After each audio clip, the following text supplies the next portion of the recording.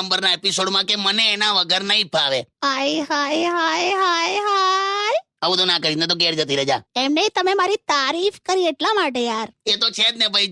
જે સ્ત્રી એક સાડી ખરીદવા માટે આખી દુકાન ફેંદી મારે, આ બતાવો ને પેલી બતાવો ને આ બતાવો, એ વ્યક્તિએ જ્યારે મને સિલેક્ટ કર્યો હોય તો મને કેવો ગર્વ થાય.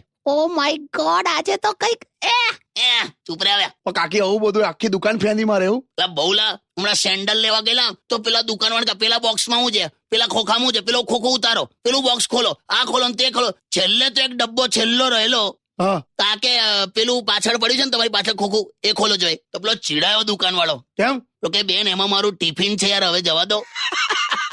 હા, એ તો પછી બધું જોવું તો પડે ને યાર. આ જોયા કર.